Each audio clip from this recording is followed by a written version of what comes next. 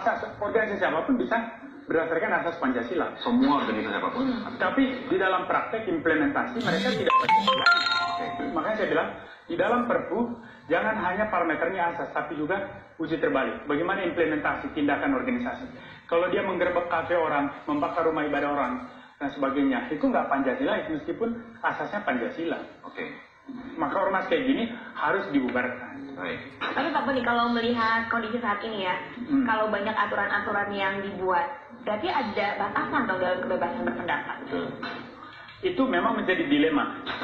Terutama kaum libertarian dalam demokrasi akan mengatakan bahwa negara menjadi otoriter ketika dengan seenaknya membubarkan ormas.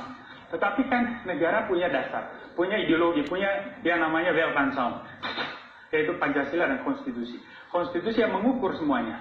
Jadi kalau di luar konstitusi harus dibubarkan. Kalau begitu Pak Boni. Demokrasi kan bukan kebebasan tanpa batas. Demokrasi adalah kebebasan yang dibatasi. Karena apa? Ada kebebasan orang lain juga yang dihargai.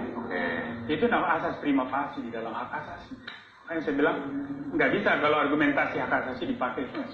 Nggak nyambung, jadi nggak bisa sembarangan juga nih kalau mau nulis, apalagi kayak di sosmed ya, sembarang gitu, jangan pikir dulu dong. Jadi kadang kita bilang, oh demokrasi artinya kebebasan berpendapat, kita bisa bicara apapun, tapi pada kenyataannya ternyata kita harus mempertimbangkan juga mengenai kepentingan orang lain gitu. Tuh, kita kan hidup bersosialisasi, nggak mau hidup sendiri kan. Iya, setuju, sepenuhnya setuju.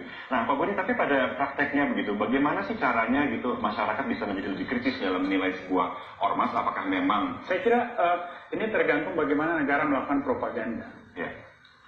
Melalui pendidikan, melalui televisi, semua media massa. Maka agen-agen negara ini harus mampu secara proaktif melakukan propaganda tentang nasionalisme, Pancasila, dan sebagainya.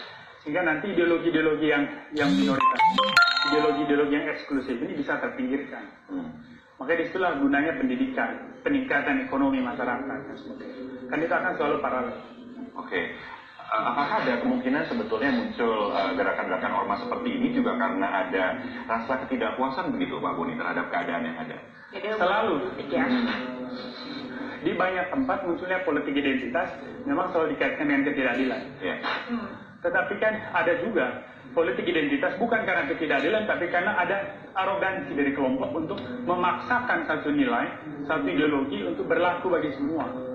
Dan saya kira kita akui ada aspek ketidakadilan di masa lalu yang membuat kemudian ormas-ormas atau kelompok politik identitas ini muncul.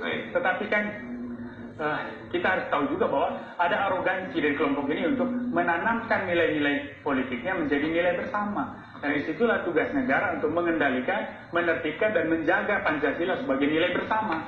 Sehingga semua yang bertentangan Pancasila harus kita singkirkan. Berarti salah satunya nih kayak HTI ini dibubarkan berarti ada unsur-unsur dari zaman dulu juga ya. Betul. Nah, tapi itu gimana nanti kita akan lanjutkan ya. Tetap bersama kami di Coffee Break.